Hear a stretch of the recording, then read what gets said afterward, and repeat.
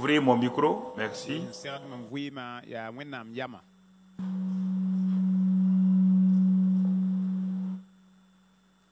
Voilà ce qu'il faut pour ma vie, c'est ta sagesse. Nous rendons grâce à Dieu notre Père ce matin pour sa grande fidélité, pour ses bienfaits à notre égard. Et nous louons le Seigneur parce qu'il est fidèle en toutes choses. Et sa fidélité n'a jamais changé. Et nous ne faisons que le bénir, le louer, parce qu'il est bon. Ses bontés ne sont pas épuisées, ni ses compassions à leur terme. Elles se renouvellent chaque matin pour chacun d'entre nous. Gloire à Dieu. Alléluia. Merci Seigneur. Merci pour ton amour. Et nous avançons, nous allons vers la fin du mois d'octobre. Et sûrement, après, nous allons suspendre la série sur la sagesse pour nous permettre d'avancer.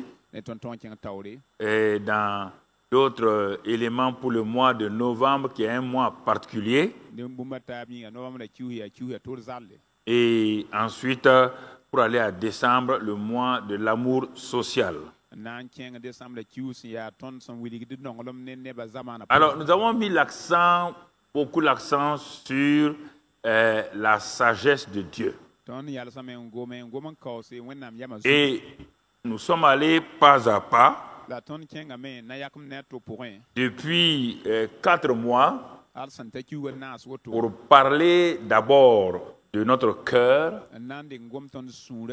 car tout vient de là-bas. Les mariages réussis viennent du cœur. La vie chrétienne de succès vient du cœur. Tout vient de notre cœur. Dieu dit: veille sur ton cœur. Veille sur ton cœur. Car c'est là-bas que viennent les sources de la vie, les sources de la victoire, les sources du succès. Tout vient de notre cœur. Et nous avons progressé pour aller donc vers les pensées. Car c'est du cœur que viennent les mauvaises pensées. Et nous sommes restés là-bas à un moment donné sur les pensées. Ensuite, nous avons progressé vers la parole. La parole, notre lèvre, ce que nous disons régulièrement. Et en regardant ces 3 éléments ensemble,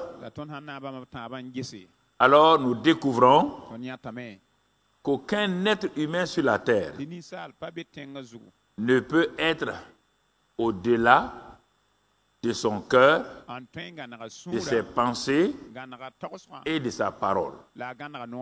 Vous êtes le produit authentique de la combinaison de ces 3-là.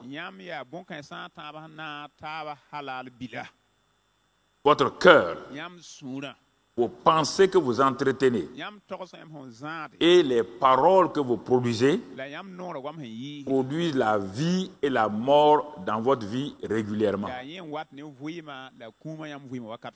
Qui que vous soyez, intellectuel ou analphabète, ancien ou jeune, si les 3-là ne sont pas alignés, le cœur, ensuite les pensées et tes paroles, tu seras toujours un faux type.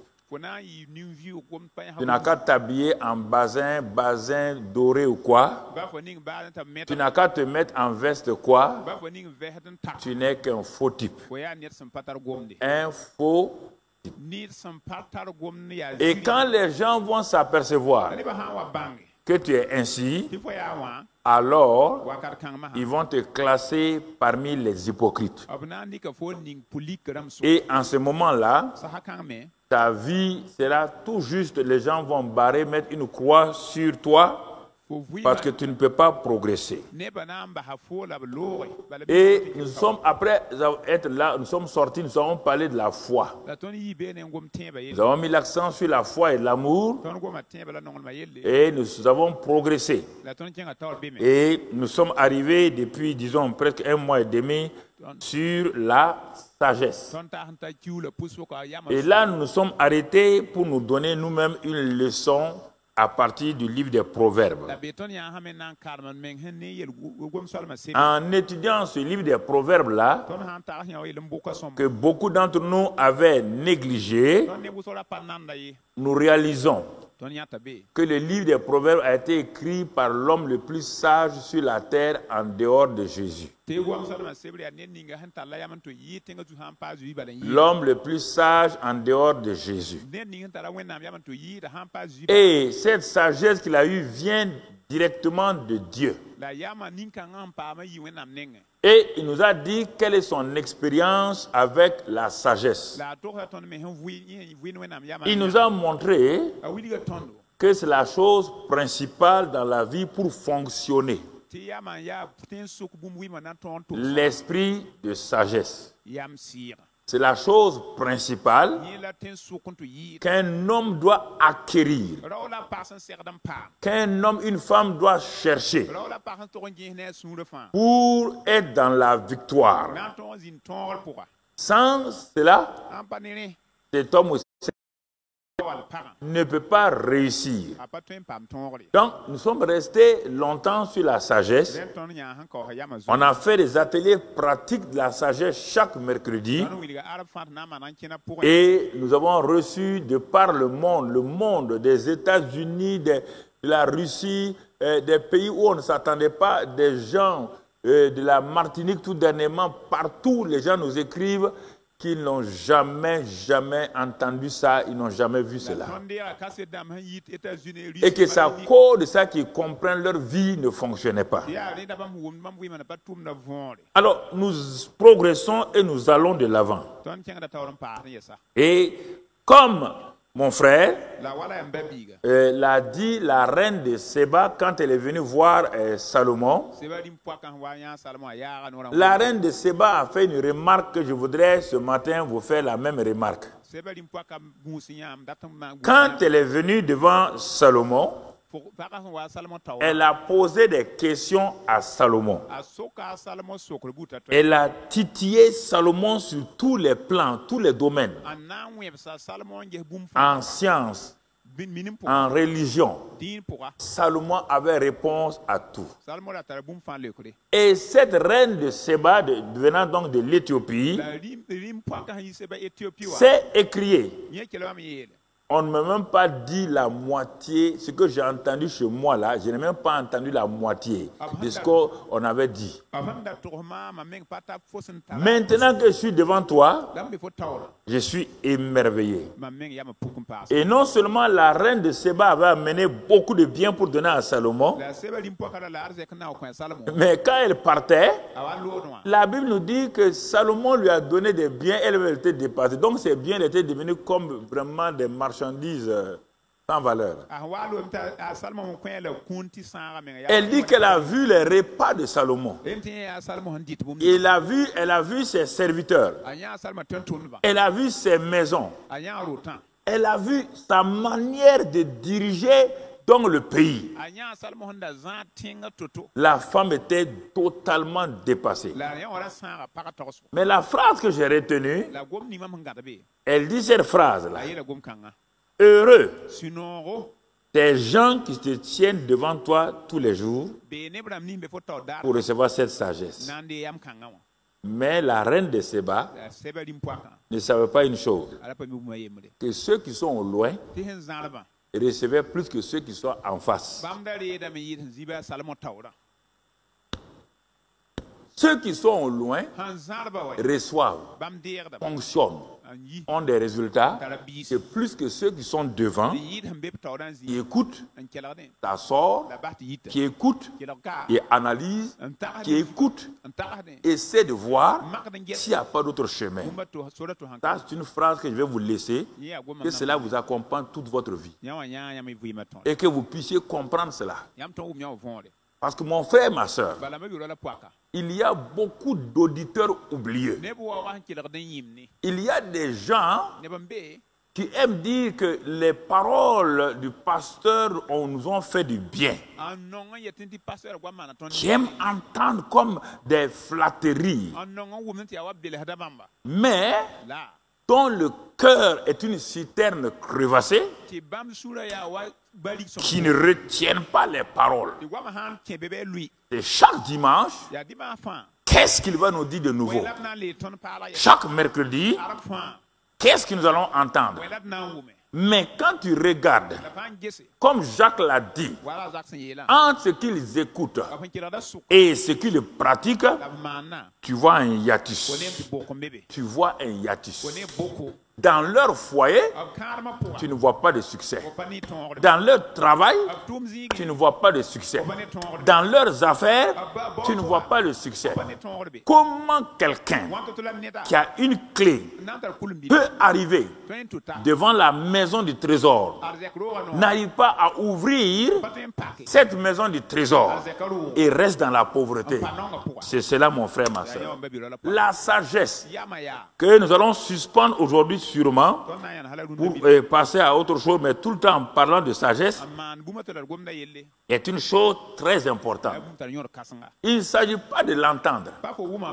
Parce que parfois, la réaction des gens avec ce que j'enseigne me montre que cette personne-là n'a rien compris de ce qu'on enseigne. N'a rien compris. C'est simplement pour lui ou elle des discours d'Eden TBI. Mais ça n'influence pas sa vie familiale. Et aujourd'hui, nous allons voir deux aspects du mariage. Mon message s'intitule « Le miracle du mariage ». Nous avons commencé par ça et on va arrêter là. Le miracle du mariage. Ça concerne tout le monde. Même les enfants, là, ça vous concerne. Il y a deux aspects. Quand on parle de mariage, il y a deux aspects. Les deux aspects sont étroitement liés. Il y a l'aspect physique du mariage entre un homme et une femme. Ça, c'est le mariage des êtres humains. Mais ce mariage-là n'est que l'ombre du vrai mariage entre Jésus et l'Église, son épouse. Alors, pour que le mariage humain marche, Jésus dit de regarder le mariage qu'il y a entre lui et son épouse. On ne parle pas du mariage naturel pour réussir sa vie de mariage spirituel avec Jésus. On parle du mariage que Christ a fait avec nous pour comprendre le mariage que je vis dans ma maison. Mais entre ces deux éléments-là, le monde est venu rapidement nous proposer des faux types de mariage, mettant l'accent sur les choses extérieures du mariage, mettant l'accent sur ce qui n'est pas le mariage. Simplement, les enjoliveurs du mariage. Une voiture est très bien. Mais certains disent, ah, tu as un bel enjoliveur. L'enjoliveur, on dit enjoliveur. Enjoliveur. C'est pour enjoliver. Mais ce n'est pas ça qui fait marcher la voiture. Les enjoliveurs du mariage, ce sont les plaisirs Écoutez-moi, jeunes gens, puisqu'on va aller avec la rencontre, le face-à-face, pasteur Mamadou Karambiri et tous les mariés de 0 à 10 ans. Ça sera un face-à-face exceptionnel. Exceptionnel. Et on va se dépouiller, on va s'asseoir. Et il faut que vous dépouillez des choses ordinaires que vous avez importées du monde pour vivre dans vos foyers, dans vos familles avec ça. Je pèse mes mots, je les ai bien pesés, je les dis avec assurance, sans peur, mais sans haine, sans rien. Parce que les pasteurs sont fatigués d'être des réparateurs de mariage. Plusieurs ont dit, nous nous sommes aimés. C'est vous qui le dites. Nous nous sommes choisis. C'est vous qui le dites. Alors, si vous vous êtes aimés, si vous vous êtes choisis, pourquoi vous séparez-vous? Pourquoi votre mariage est un enfer? La question est là.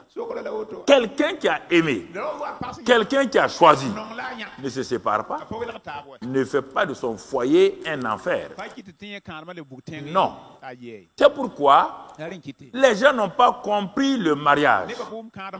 Quand Dieu a fait le premier mariage entre Adam et Ève, si vous regardez ça textuellement, vous allez comprendre qu'est-ce que le mariage. Et quand Jésus est venu, il a parlé de son épouse, de l'église. Il dit les noces de l'agneau auront lieu à la fin, où il va rassembler toute l'épouse, composée d'hommes et de femmes, parce que c'est une épouse spirituelle.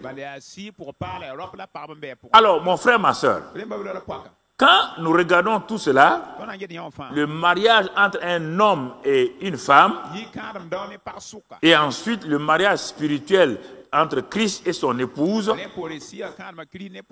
alors nous commençons à voir, on va voir ce matin le mariage humain que nous connaissons si bien. Mais ce mariage humain dans lequel nous sommes ou nous serons, quand on le regarde, il est pris en otage dès le départ. Dès le départ. Dans 1 Pierre 1, 18, le Seigneur dit ceci. Il dit ceci, que ce n'est pas par des choses périssables, par de l'argent ou de l'or que vous avez été rachetés de la vaine manière de vivre que vous avez hérité de vos pères.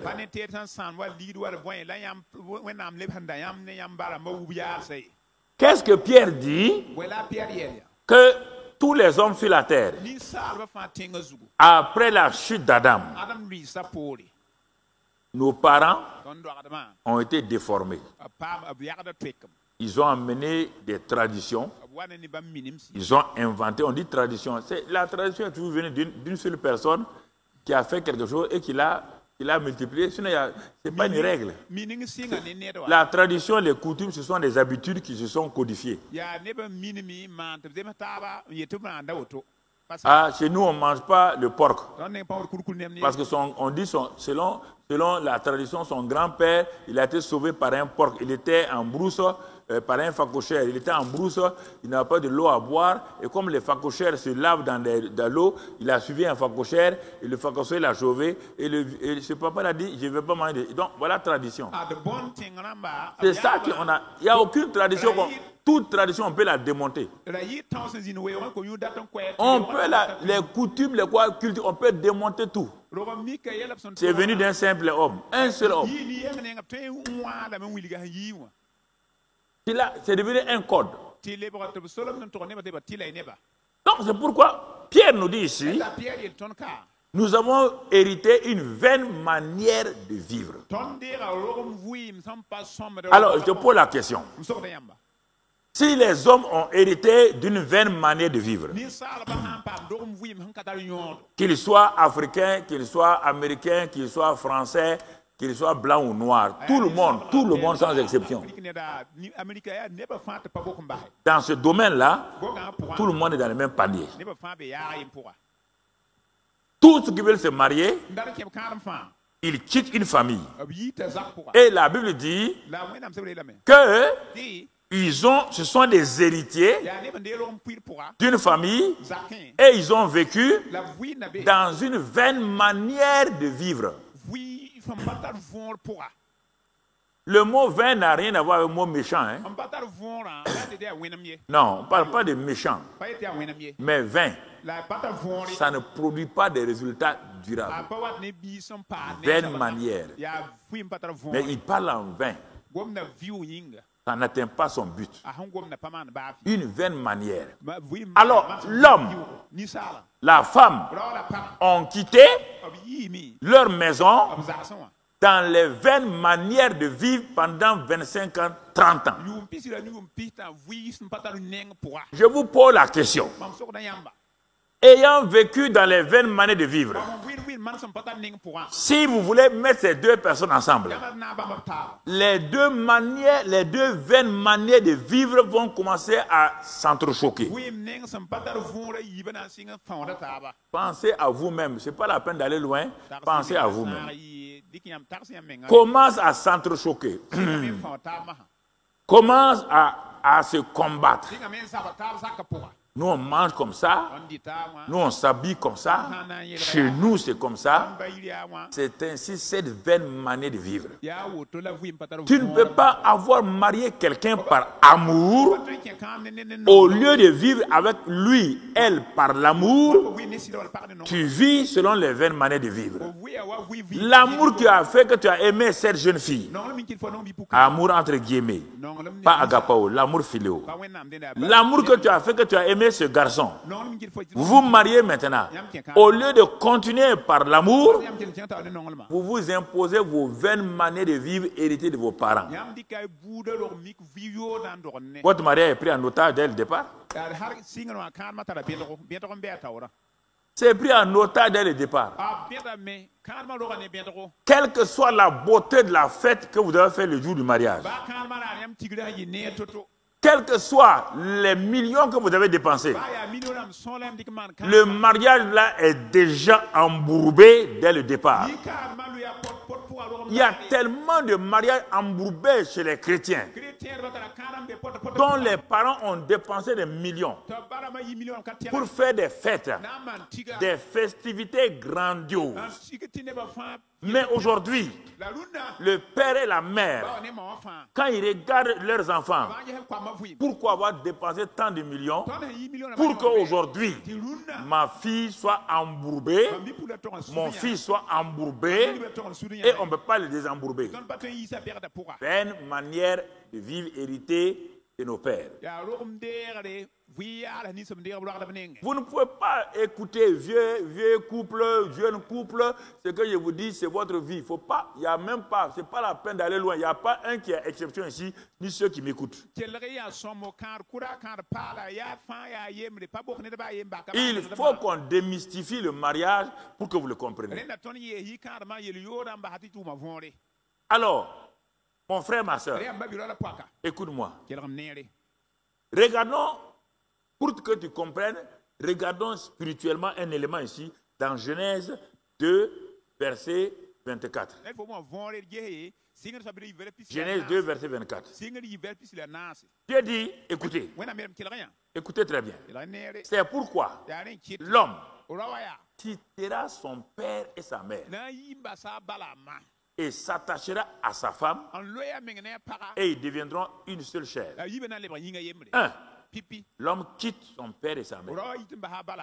2. S'attache à sa femme. S'attache. Non, pas collaborer. Pas vivre ensemble. S'attache à sa femme. Et les deux deviendront une seule chair. On ne comprend pas pourquoi Dieu demande ça. Dans Genèse, là, on ne comprend pas pourquoi Dieu demande ça. Pour comprendre, allons encore dans Genèse. Maintenant, Genèse 12. Et on va voir le cas de quelqu'un que Dieu voulait utiliser. Genèse 12, verset 1. L'Éternel dit à Abraham, va-t'en de ton pays. Quitte ton pays. Quitte ta patrie. Quitte la maison de ton père. Pourquoi?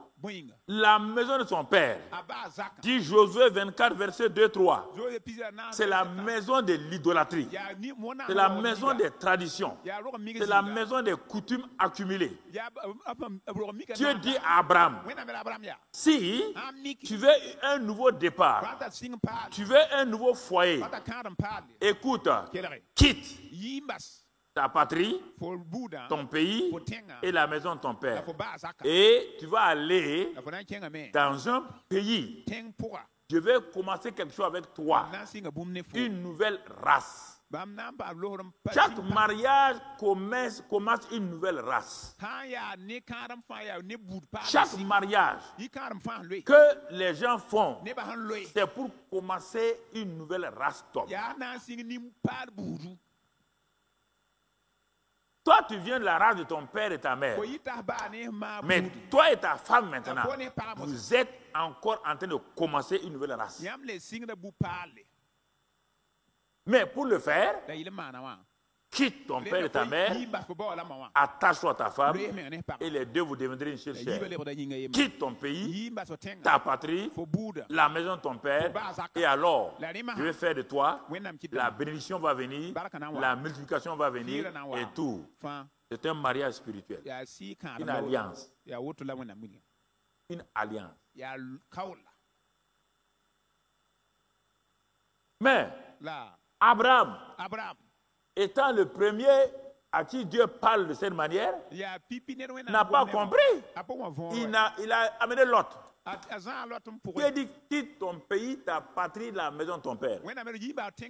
Y compris tes neveux, tout. Dans le mariage, on n'amène pas des parents. Je veux dire, il n'est pas dit qu'on ne reçoit pas des parents chez soi. Donc, il faut bien écouter. Parce qu'il y a des gens qui aiment modifier les paroles des gens. On ne prend pas les caractères, les habitudes. Quand on veut faire, Dieu fait une nouvelle chose, on n'amène pas ça. Abraham, il a amené l'autre. Il a été obligé de se séparer. Et même lui et Sarah, ça a été des problèmes. Jusque dans Genèse 16, où ils sont arrivés à une situation très difficile. Maintenant, Dieu vient, il dit à Abraham, je t'avais dit de quitter ton pays, ta patrie et la maison de ton père. Et va. Toi, physiquement, tu es dans le bon pays. Mais mentalement, tu n'as pas quitté là-bas. Regarde. Regarde. La tradition où on peut prendre sa servante donnée à son mari, tu n'as pas quitté cette tradition. Dans ton pays, c'est normal. Mais dans le nouveau pays, là, pourquoi je dis ça? Pas que ce n'est pas bien. Non, ça va te créer problème. Regarde, ça te crée problème. Tu avais 13 ans. Et moi, je ne te parle plus. Pourquoi? Parce que tu avais tellement de querelles dans ton foyer que tu ne m'entendais plus. Tellement de bagarres dans ton foyer que quand je parle, tu ne m'entends pas. Et tu avais détourné ton visage de moi. Tu regardais ton fils, le fils que tu as eu, Ismaël. En ce moment, tu ne m'entends plus. Et il y a tellement de bagarres. Bagarres entre Sarah et Agar. Bagarres entre Sarah et Abraham. Bagarres. Tu ne peux plus entendre Dieu. Dieu lui dit, mais je t'ai bien dit de quitter. Tu n'as pas quitté tes traditions. Il dit maintenant, je viens à ton secours. Je m'appelle El Shaddai. Je vais désormais, je vais créer une nouvelle race à partir d'un nouvel homme. Tu ne vas plus t'appeler Abraham, tu vas t'appeler Abraham. Ta femme va s'appeler Sarah. Alors une nouvelle création se met en place. Donc vous voyez, il a quitté physiquement, mais il n'a pas quitté spirituellement ni mentalement. Et Genèse 17, où Abraham va quitter. Après beaucoup d'années d'échecs, de bagarres. Naturellement, tu vis dans quoi dans ton foyer? Tu vis cette période-là. De Genèse 12 à Genèse 16. D'une manière ou d'une autre. Tu es en train de vivre ça? D'une manière ou d'une autre. Bagarre inutile. Querelle inutile. Quand tu as dit que tu aimes ce mari, tu dis que tu aimes cette femme, il peut y avoir des échanges. C'est normal. De temps en temps, il y a incompréhension. Il n'y a pas de problème. Même avec Dieu, là, il y a incompréhension. Mais bagarre. Et tous les voisins du quartier viennent écouter. Venez écouter les mercas là qui sont en train de s'insulter. Venez écouter les mercas là qui sont en train de s'insulter. Mercat d'aujourd'hui. C'est ça. C'est ça. Abraham, dans Genèse 16. Mais regarde le Genèse 17. Il est devenu une nouvelle création. Dieu est venu habiter dans son nom. Dieu n'habitait pas dans le cœur des gens à ce moment parce qu'ils ne sont pas nés de nouveau. Mais il a mis son nom dans le nom d'Abraham. Et quand il a fait ça, il a changé le nom de Sarah. Un nouveau départ est venu. Et Abraham est rentré dans l'amitié. Donc. Et tu as vu depuis ce temps-là, Abraham et Sarah se bagarraient encore. Non. Nouvelle vie, nouveau foyer. Nouveau mariage. Le miracle du mariage. Ce n'est pas automatique. Ce n'est pas un miracle qui ressemble, par exemple, bon, tout de suite, au nom de Jésus, tu es guéri. On ne peut pas avoir un mariage comme ça. Et c'est pourquoi nous allons voir le premier des miracles qui s'est passé dans le mariage, pas ailleurs. Et ce n'a pas été un miracle instantané. Ça n'a pas été un miracle ponctuel. Ce miracle qu'on dit que l'eau changeait en vin là, il est totalement différent de l'eau que Moïse a changée en sang instantanément en frappant l'eau de l'Égypte. Ça, c'est un miracle instantané. Le mariage n'est pas comme ça. Le mariage est un miracle spécial. On ne peut pas. Tu vas voir avec le en Canaan là, ils n'ont pas frappé l'eau. Et l'eau est devenue du vin. Tu es en train de dire, pour le mariage, il y a un miracle. Il faut Dieu, la parole de sagesse, l'homme, la femme, et il contribue avec Dieu, pas à pas, et le miracle va s'installer. Ce n'est pas un miracle instantané. La prière ne changera pas le miracle. Ne changera pas le mariage. Ne te fatigue pas. Si tu ne prends pas les ingrédients du mariage, ça ne se passe, ça ne changera pas. Tu as beau accuser ton mari, tu as beau accuser ta femme, rien ne changera. Absolument rien. La plupart des mariages que nous vivons là, c'est des mariages tolérés et tolérants. Il n'y a pas de vrai bonheur. Non. L'homme et la femme se tolèrent. La femme a gagné une maison, elle est là-dedans, elle se tait pour que son mari ne la chasse pas. Ça, ce n'est pas un bonheur. Ça, ce n'est pas un bonheur. L'homme aussi a peur que la femme ne ramasse ses affaires pour partir. C'est un mariage toléré. Il n'y a pas de bonheur là-dedans. Il n'y a pas de bonheur. Regardez vos vies. Vous qui nous suivez là, regardez vos vies. Pas de joie, rien.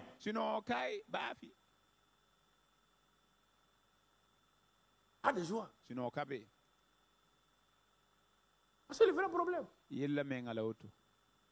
La femme la reste parce que son mari a l'argent. Maintenant, ce n'est plus l'amour de son mari qu'elle cherche. Bon, il m'a donné 2 voitures, une belle villa. Je pars à Londres, je m'en vais à Dubaï, je m'en vais en Chine. Voilà, un mariage d'azou comme ça là. Un mariage d'azou. Ah bon, toi tu es content de Dubaï? Dans ton temps. C'est ça. On va faire l'une de miel. Hein? On est parti à l'une de miel. On est parti, vous savez, on est parti à chose. On est parti à Haïti. Non, à Tahiti. Tahiti. Tu connais Tahiti? C'est la belle île là. C'est le vrai problème. On prend les enjoliveurs du mariage, on en fait le mariage. Les enjoliveurs de certaines voitures coûtent cher. J'ai vu une voiture, l'enjoliveur là, ça coûte même 500 000, 1 million. L'enjoliveur seulement. L'enjoliveur. Comprends?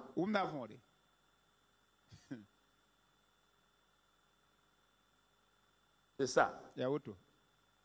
Nous avons enlevé toute la substance du mariage que Dieu a donné et nous avons remplacé ça. C'est comme quand Israël a rétrogradé. Qu'est-ce qui s'est passé? Ils ont enlevé toute la gloire de Dieu dans le temple de Jérusalem. Ils sont venus mettre des pigeons. Ils sont venus mettre n'importe quoi là-dedans. Quand Jésus est venu, il dit, mais ça c'est quelle maison? Il regarde, on dit synagogue. La synagogue est censée être une maison de prière. Vous en avez fait une caverne d'Ali Baba. Et là, il a fouetté les gens.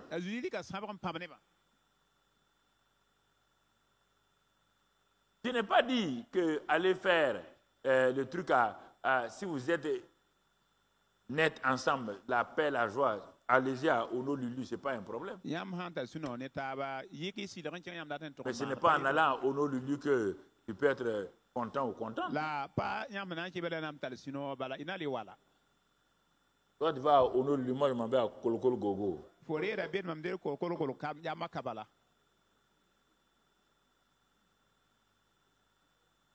Mon frère.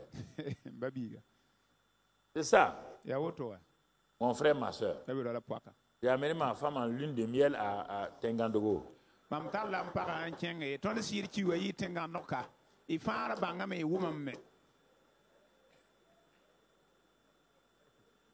là-bas que je lui ai dit. Tu vois, on est en lune de miel, on est ensemble maintenant.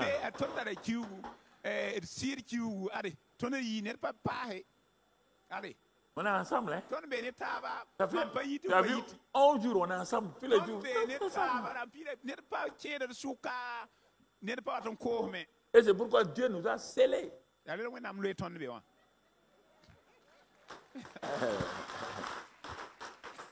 Tu comprends? Tu saisis ça? Il faut bien comprendre.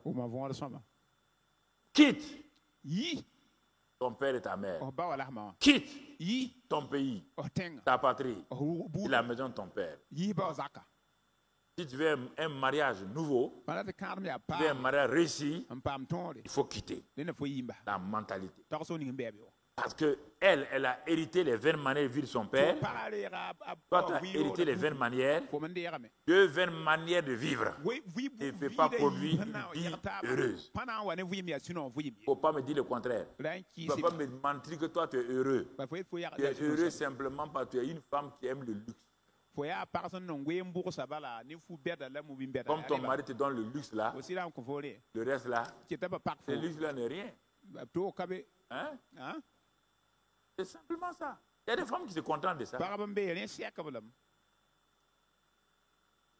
Donne-moi des bijoux. Le mari donne des bijoux. Bon. C'est bon, va faire ce que tu veux. Les bijoux. Tu ne sais pas quand tu vas mourir. Tu laisses les bijoux là. Le mariage est un mystère. un grand mystère. C'est le mystère qui est l'ombre du mariage de Christ et de son épouse. De Christ et de son épouse. Pour être l'époux de Christ, il faut que tu quittes le monde. Et quand tu viens avec lui, tu ne peux pas utiliser les choses du monde pour vivre avec Christ. Sinon, tu seras malheureux, tu seras triste. Tu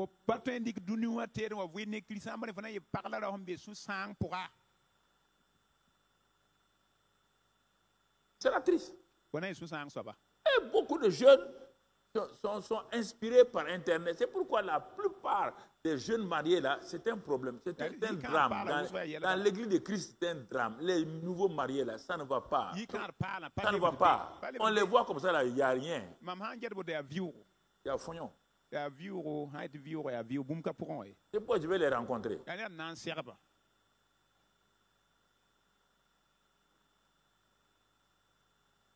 Parce qu'au lieu de se marier, et non, elles ne se sont pas mariées. Vraiment, c'est bon. Ok. Quand je vais les voir face à face, on va parler. Proverbe 18-22, nous connaissons que celui qui a trouvé une femme a trouvé quoi? Le bonheur. Ok. Donc, alors, quand on dit celui qui a trouvé une femme a trouvé le bonheur, ça veut dire quoi? Trouver là.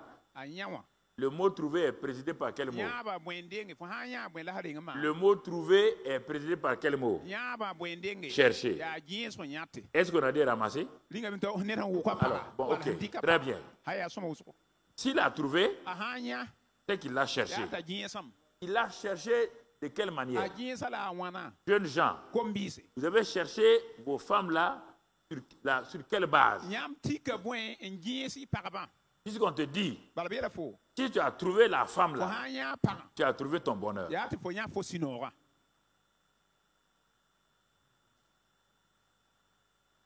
Tu as trouvé ton bonheur.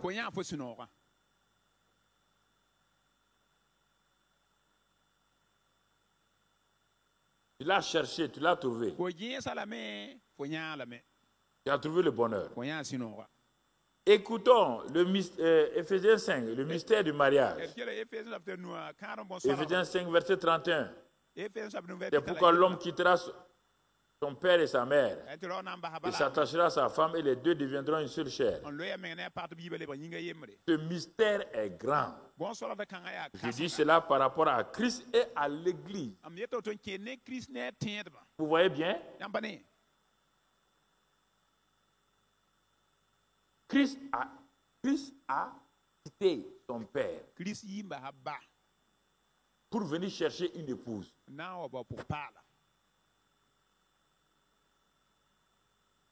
Et il l'a cherché en faisant quoi? En donnant sa vie, en sacrifiant sa vie. Il a cherché l'époux là pendant 3 ans et demi. Il allait de lieu en lieu. Il prêchait jusqu'à ce que maintenant, quand il a vu une épouse potentielle, il est mort à la croix de Calvaire.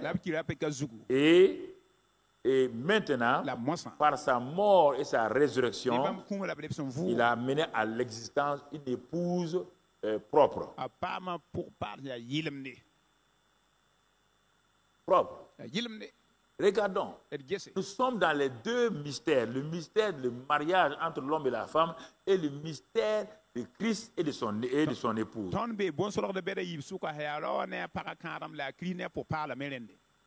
J'ai dit c'est un miracle spécial, différent du miracle ponctuel où Moïse il a vu l'eau seulement, il a frappé l'eau là, l'eau est devenue du sang. Le mariage n'est pas comme ça. Pour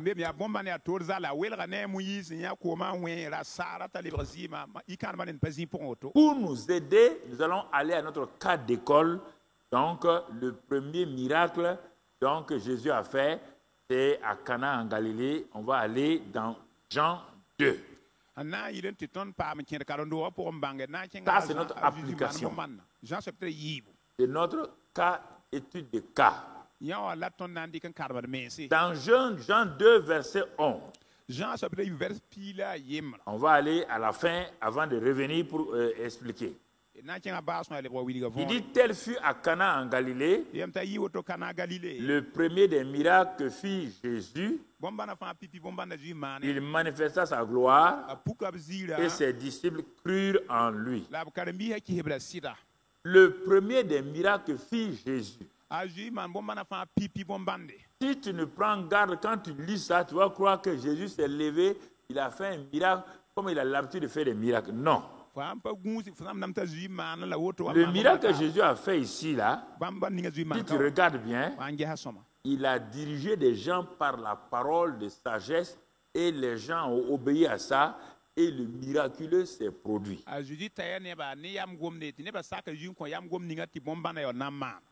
Et on retourne, on monte au verset 1 maintenant.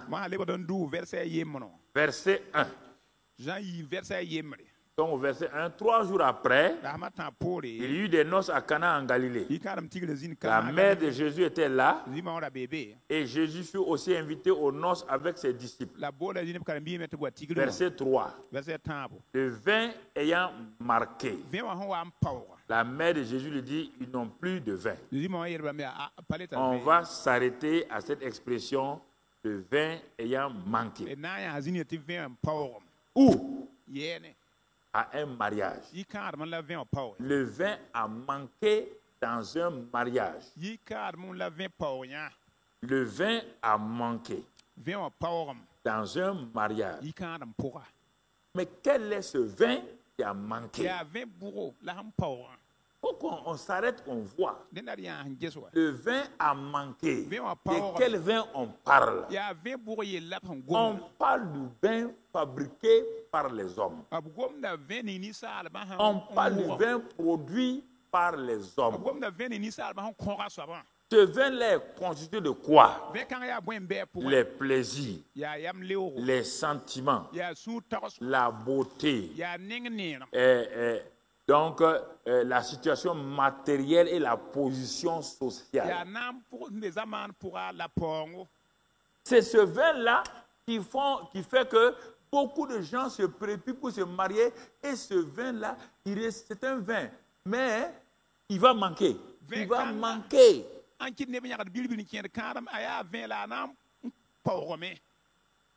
Il n'est pas suffisant pour conduire un mariage jusqu'au bout. C'est pourquoi beaucoup de mariages sont en panne. Les mariages sont des mariages bancals. Ils sont embourbés quelque part. Ça n'avance pas. Parce que le vin que la fille et l'homme ont produit là est un vin non seulement produit par leur propre pensée, et il ne peut pas conduire les gens loin. Et autre qualité de ce vin-là, non seulement il ne produit pas une joie durable, il ne produit que des plaisirs éphémères, il ne produit que des choses passagères. Autre qualité de ce vin qui a été fabriqué là, pour le comprendre, lisons le verset 10 avant de revenir. Verset 10 avant de revenir. Le maître de cérémonie dit à ceux qui ont apporté le vin là, tout homme sert d'abord le bon vin, puis le moins bon après qu'on s'est enivré. Tu as gardé le bon vin jusqu'à présent. Vous voyez les deux termes, bon vin, bon, moindre, qui est moindre. Donc le vin qu'ils ont servi là, non seulement il est insuffisant, sa qualité est moins bonne. Donc la qualité des vins que les hommes ont, le vin est censé donner une joie réelle. Ça fait beaucoup de bien. Mais le vin fabriqué par les hommes, ça saoule les hommes, ça finit, Et ça amène la tristesse, ça amène des choses bizarres dans votre vie. Et il est moins bon. Il n'est pas bon. C'est ce que le maître de cérémonie a dit. Tu nous as fait servir le vin qui est moins bon. C'est maintenant que le bon vin vient. Il y a deux catégories de vin. Il y a le vin que nous produisons nous-mêmes. Il y a le bon vin que Dieu va produire. Mais la plupart des mariages, disons à 100%, commencent par le vin le moins bon. Le vin des sentiments, le vin de la beauté de la fille, le vin de la position, du matériel, ça produit une joie. Mais ce n'est pas durable. Ce n'est pas durable. Et ce vin-là manque. Ce vin-là a manqué en pleine cérémonie. Quand ce vin-là manque, ça affecte tout votre environnement. Donc ici, là, c'est une famille dans un environnement. Ils sont censés embaumer l'environnement.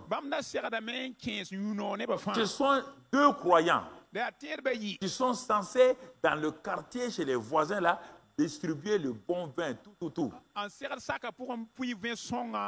Mais brusquement, un jour, les gens du quartier entendent quoi? Ils entendent des cris, ils entendent des coups. Le vin a manqué. Et tous ceux qui sont autour sont étonnés.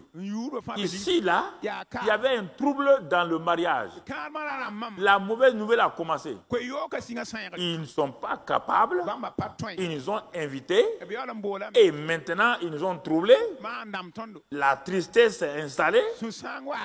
Et autour de nous, est-ce qu'en tant que couple du royaume des cieux, est-ce que notre environnement constate que le vin a manqué dans notre foyer? Il le constate comment?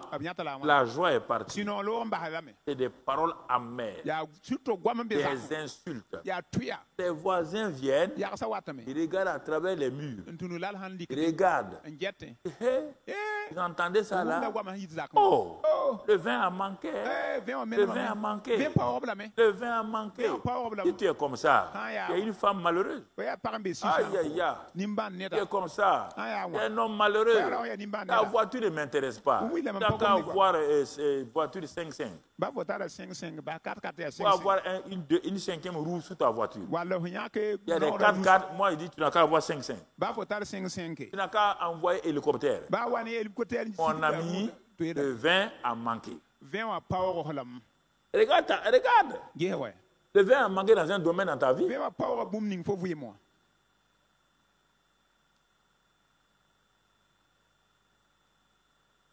Tu souffres silencieusement.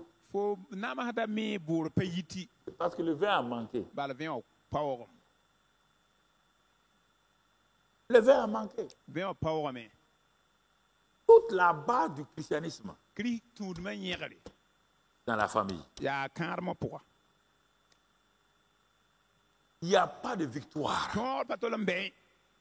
sans victoire dans la famille.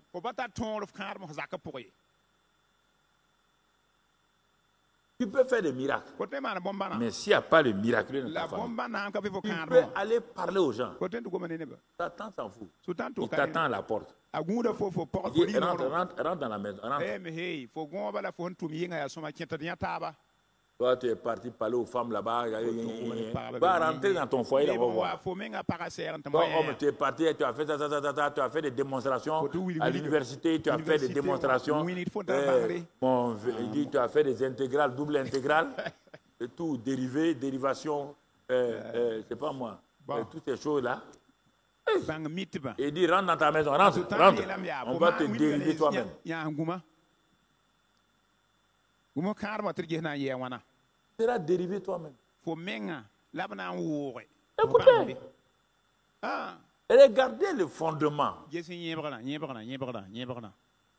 Venir à l'église ne peut pas changer ça. Sinon, tu vas venir à l'église pour chercher une drogue. C'est-à-dire, la parole du pasteur sera une drogue pour te Ouais, là, quand tu te drogues, bon, tu es content, mais quand tu vas arriver, tu seras dédrogué.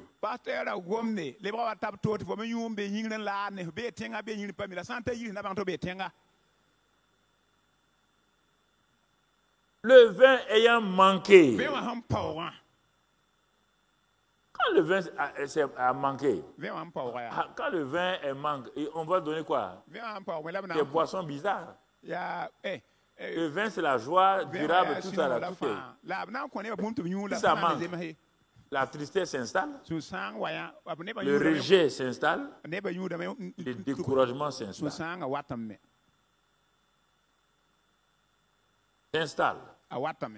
Parce que le vin a manqué. La question, le vin ayant manqué, on n'a pas mis point final. Non.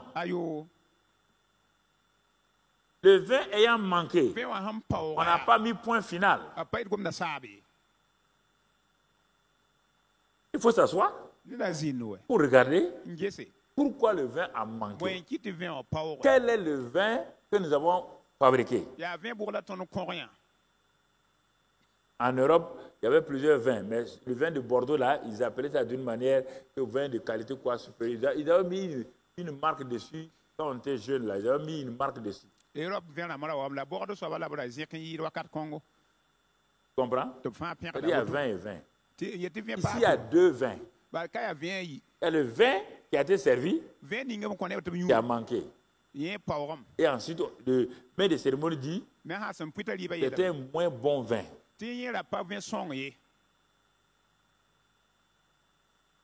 Quel vin tu as fabriqué dans ta maison? Et ce vin-là, malheureusement, ça manque. C'est pourquoi je vous ai dit la dernière fois. La maison, je suis rentré dans le pays voisin sans dire le nom du pays. Là. Il y avait tous les enjoliveurs du mariage. Tous les enjoliveurs étaient là. Le garage était rempli de voitures. Dans la cour, là, le gazon, les arbres fruitiers. La cour, là, est vaste. Ça vaut la cour du centre, là. Pour une seule famille. Dans un quartier huppé de la ville dont je suis parti.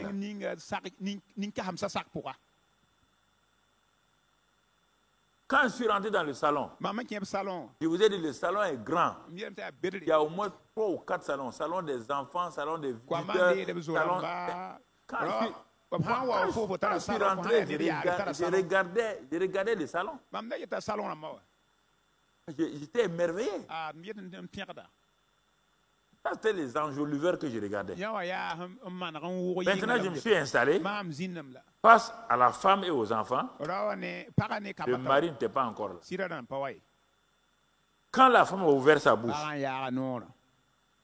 tous les enjoliveurs là sont devenus comme la pacotille. L'enfer s'est installé. Je sentais l'enfer dans la maison. Des très beaux lits. Tout. Mais, brusquement, je regarde, pauvre femme. Les larmes coulaient. Les enfants, tout le monde, les enfants pleurent. Un mariage. C'est ça. Elle avait tout, sauf l'essentiel. J'ai visité beaucoup de familles comme ça. Et je vous ai dit la dernière fois, j'ai visité une famille de haut niveau, d'un pays voisin aussi. C'était la bagarre des différentes maîtresses avec leurs enfants. J'étais assis, chaque femme qu'on disait avait ces enfants-là, et j'étais au milieu. Inceste entre les enfants. Violence. Un haut dans haut. On dit le nom. Mais je me disais, mais Seigneur, qu'est-ce que je fais ici? Les démons là, quand je dis au nom de Jésus, les filles là tombent, les garçons tombent, les mamans, c'est terrible. On a fait venir des enfants là de Paris, spécialement.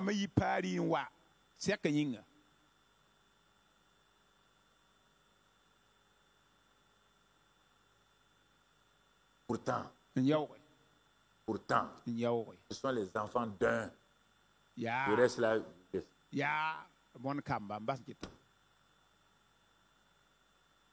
C'est ça. Écoutons. Le premier des miracles. Ta participation est demandée, ton engagement est demandé. Ce n'est pas un miracle que Jésus fait en dehors de toi ou de moi.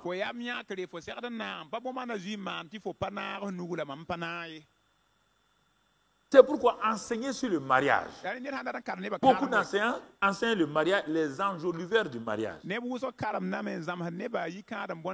vaines manières de vivre du mariage. Parce que si vous mettez l'accent sur votre tradition, votre culture, ça c'est les vaines manières qu'ils ont héritées. Vous ne pouvez pas concilier les cultures, les coutumes des gens. Faut qu'ils quittent. Et ensuite les enjoliveurs. Les enjoliveurs. Tout ce qui enjolive le mariage là. La maison, la position. Mon mari est directeur général. Mon mari maintenant, on vient de construire notre nouvel immeuble là. Tu veux qu'il fasse de quoi de ton nouvel immeuble? Regarde toi-même. Ta tante a immobilisé.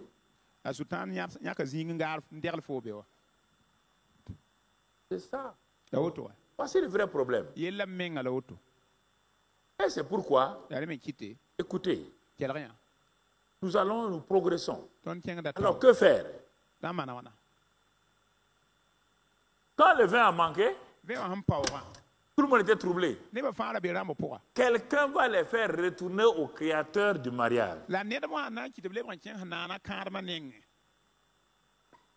y a un secours qui monte du cœur de ceux qui s'occupent du mariage.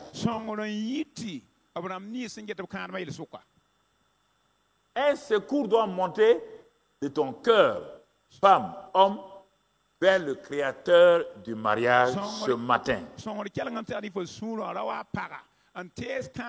Verset 3, Jean 2, verset 3.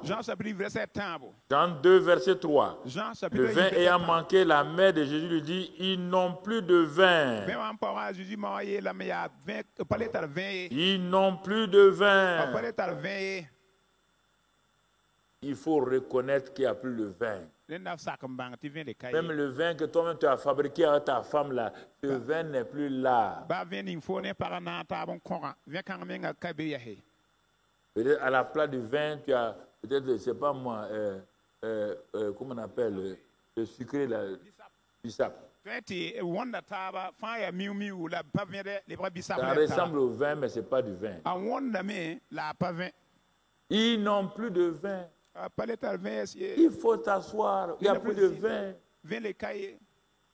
Même le vin que toi-même tu as fabriqué, il n'y a plus ça. Ils n'ont plus de vin. Quel vin? Quel vin? Ce qu'ils ont produit eux-mêmes. Même ça là, c'est fini. Et leur vie affecte tout leur voisinage. Au lieu d'assaisonner leur voisinage, d'être la lumière pour leur voisinage, le voisinage est choqué par l'attitude du chrétien. Quand le chrétien perd de sa saveur, il ressemble à du sable blanc qu'on trouve dans les puits. Quand le chrétien a éteint sa lumière, il crée ténèbres autour de lui. Et c'est pourquoi les voisins réagissent. Ils réagissent. Vous là même. Vous dites que vous partez à l'église. Tout le temps, c'est vous qu'on vient séparer. Vous partez à l'église. Tout le temps, c'est vous qu'on entend vous insulter. Vous partez à l'église. Ça, c'est déjà quoi ça? Vous devenez un contre-témoignage dans le quartier. Un contre-témoignage dans le quartier.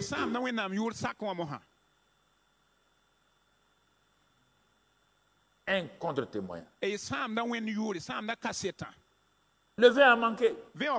Ils n'ont plus de vin. Ils sont en panne. Ils ne peuvent plus continuer le voyage. Ils sont en panne d'essence. La voiture ne bougera pas. Il ne peut pas aller. Ils n'ont plus de vin.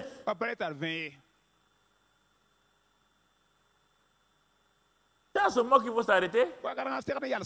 Seigneur, le vin manque dans mon foyer. Le vin manque. Il ne condamne personne. Il savait que ce vin-là allait manquer. Ça ne le surprend pas. Ne soyons pas orgueilleux. Seigneur, viens à notre secours. Le vin manque. Quel vin? Notre vin que nous avons fabriqué manque. Mais nous voulons un vin nouveau. Ah, le vin que nous avons fabriqué là, nous avons vu ses limites. Il est insuffisant, il est moins bon et ça ne nous a pas amené loin. Le vin a manqué. C'est cette prière-là que tu dois t'asseoir pour faire. Homme, tu dois le faire. Le vin a manqué. Et regarde ce que tu as créé dans ton foyer. C'est parce que le vin a manqué. Ne dis pas c'est parce que ta femme était comme ça, toi tu as fait comme ça. Ce n'est pas vrai. Le vin que tu as fabriqué là a manqué. C'est pourquoi il y a eu ça. Et le vin. C'est le vin qui a manqué, c'est pas autre chose. Même le vin fabriqué là, ça a manqué. Ça a manqué. C'est pas difficile. Jacques dit, si le vin manque, le vin, dans le vin de Jésus là, si ça manque, il dit c'est la sagesse. Demande la sagesse. S'il te manque la sagesse, demande-la à Dieu. S'il te manque le vin, demande-le à Dieu. Et papa ailleurs? Parce que tu es à la fin de ton vin. Pourquoi tu vas demander que Dieu te donne encore du vin? Ça te sert à quoi que Dieu te donne une nouvelle voiture? Tu ne vas pas donner la joie? Ça te donne quoi que Dieu te fasse devenir ministre? Tu ne vas pas te donner la joie? Ça te demande que Dieu te donne à être milliardaire? Tu ne vas pas te donner la joie? Ce qu'il te faut, c'est le vin nouveau. Il dit si ça te manque, si tu as vu, si tu as fait le constat, tu as vu que ton vin là est fini, tourne-toi vers le Seigneur. Demande-lui le vin nouveau. Il dit qu'il donne à tous, sans reproche. Mais il dit demande-le honnêtement. Le mari doit demander honnêtement. Le mari doit reconnaître que je suis un mauvais mari, que je n'ai pas aimé ma femme comme cela je devais le faire. Je ne lui ai pas donné le vin divin. On va le voir tout à l'heure. La femme aussi doit reconnaître qu'elle n'a pas été une femme soumise. Il faut que les deux reconnaissent, tombent à genoux. Ce n'est pas la peine. Tenez-vous la main et pleurez. L'accusation réciproque ne donnera rien. L'accusation réciproque, c'est toi. C'est toi qui as fait ça. Si tu n'as pas fait ça, je ne l'aurais pas fait comme ça. Ça n'a pas marché. Ça n'a jamais marché. Et ça ne marchera pas chez toi. Seigneur, le vin manque. La joie manque dans le foyer. La joie est partie. La paix est partie. Et la bonne santé même est partie. L'entente est partie. Seigneur, nous sommes là comme frères et sœurs. Tout est parti. Oh Dieu, viens à notre secours. La femme ne faut pas douter. Le vin est fini. On ne sait pas qui a fini le vin. Est-ce que vous avez demandé qui a fini le vin? Est-ce qu'on a demandé comment le vin est fini? Un seul constat, le vin est fini. Faut constater seulement. Est-ce qu'on a dit c'est le mari qui a trop bu? Est-ce qu'on a dit c'est la femme qui a trop bu? Non. C'est la même chose dans la vie chrétienne. C'est la même chose dans la vie chrétienne au niveau de l'église. Les gens se plaignent, leur vin est fini. Les gens murmurent, leur vin est fini. Il n'y a rien. Quand le vin de quelqu'un finit, il va parler. Il va murmurer. Toi, tu n'as pas fait attention. Tu n'as pas, on t'a dit de faire le plein de ta voiture. Mais non, non, moi, ma voiture là, ne consomme pas beaucoup. Ça ne consomme pas beaucoup. Tu remplis ça à la moitié. Et au milieu du voyage, brusquement, l'essence finit.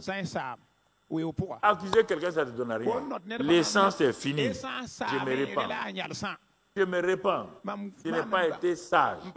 Je n'ai pas été intelligent. Maintenant, demande qu'on te dépanne. C'est ça qu'on dit ici. Là.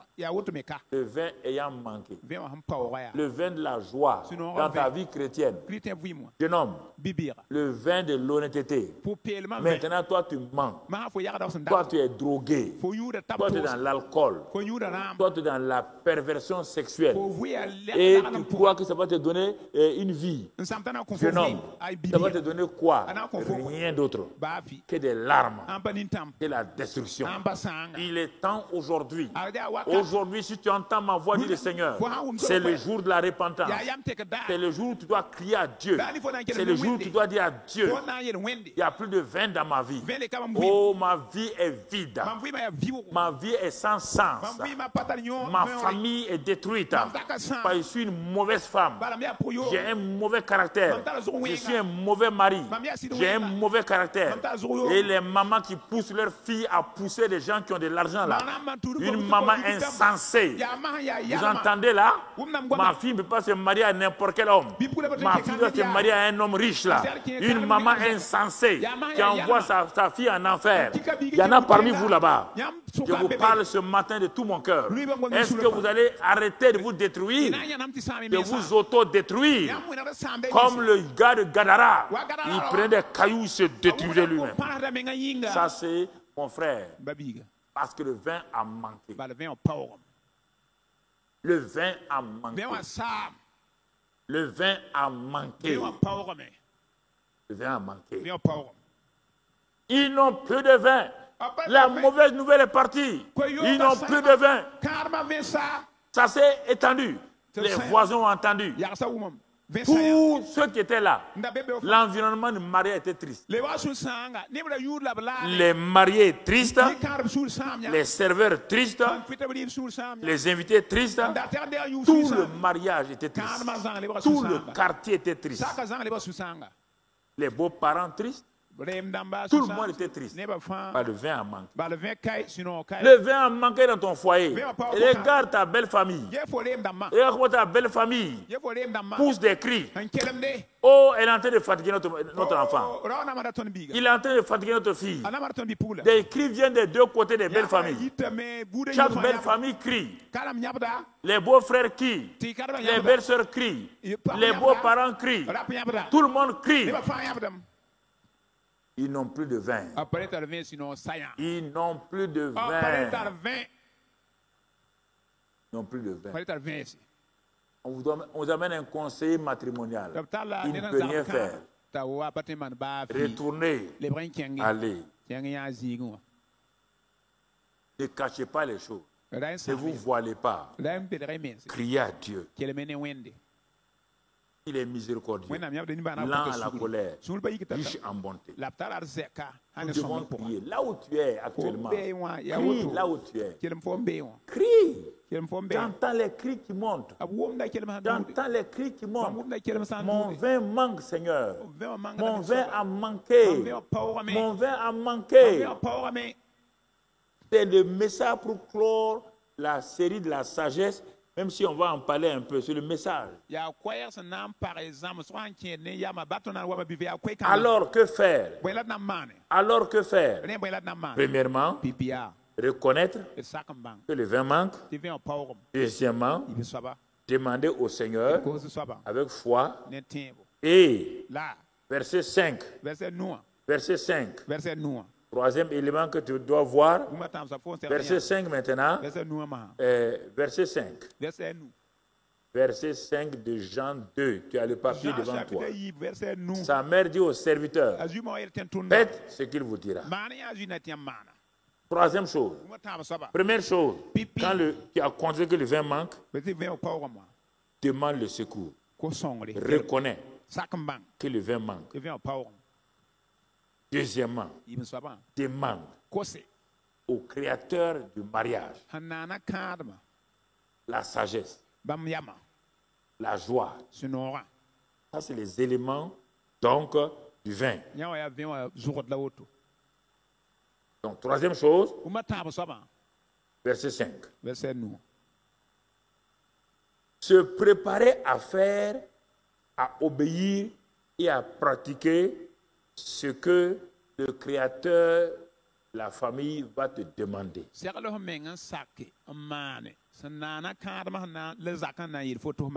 Tu entends? Se préparer pour cela.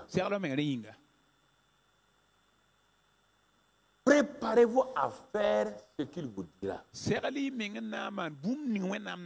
Oui. On a entendu, le ciel a entendu vos cris.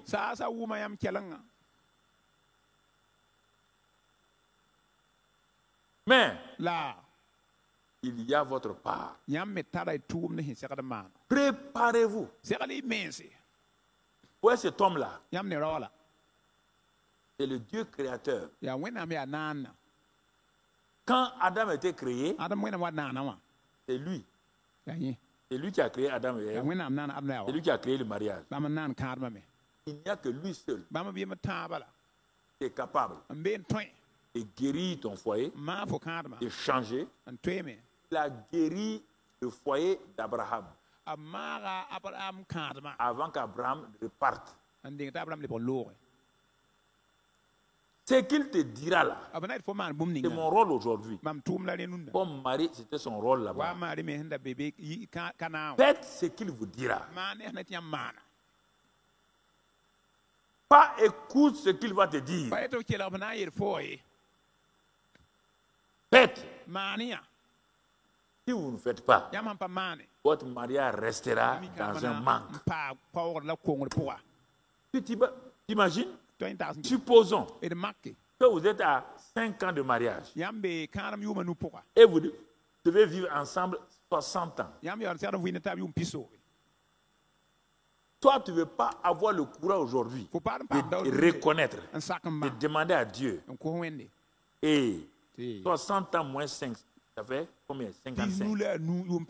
Tu vas vivre 50, 55 ans dans un mariage bancal comme ça. Ah, nos mères ont souffert. Nous, on va souffrir. Papa, ignorante. Ignorante. Ta mère a souffert. Elle a souffert par ignorance. C'est une belle manière de vivre. Ah, la femme est faite pour souffrir. Qui t'a dit ça? Qui t'a dit que la femme était faite pour souffrir? Et c'est le mariage qui doit faire souffrir la femme? Qui vous a dit ce mensonge? C'est la méchanceté de ton cœur. Méchanceté de ton cœur. On te voit à l'église, tu es un homme méchant. Tu es une femme méchante. Un méchant. Il n'y a pas de joie pour le méchant. Dieu n'écoute même pas leur prière. Une femme qui ne pardonne pas. Aïe, aïe, aïe. Une femme. Regarde comment tu es jolie. Mais méchante. Comme Jézabel. Quand tu es à l'église, tu ressembles à une poupée. Quand tu es à la maison, tu es fille du diable. Tous les voisins crient. Pour cette femme-là, ce n'est pas la peine. Vous n'avez pas honte? Vous n'avez pas honte. Fille de Dieu. Que les gens vous appellent fille du diable. Vous n'avez pas honte. On vous appelle comme ça. Bagarreuse. Querelleuse. On ne peut pas te dire un, toi tu dis toi. Avant que ton mari dise ah, toi tu es déjà parti loin.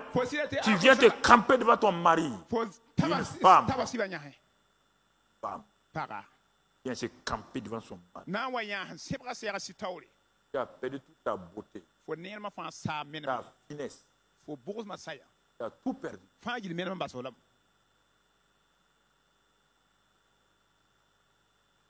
Au lieu de te mettre sur les genoux, tu ne peux pas avoir marié cet homme-là et aujourd'hui venir l'insulter comme n'importe quel vulgaire bandit de la rue.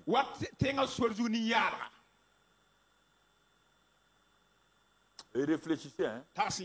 Femme, Réfléchissez, filles. Arrêtez ça. Arrêtez ça. Sinon vous périrez.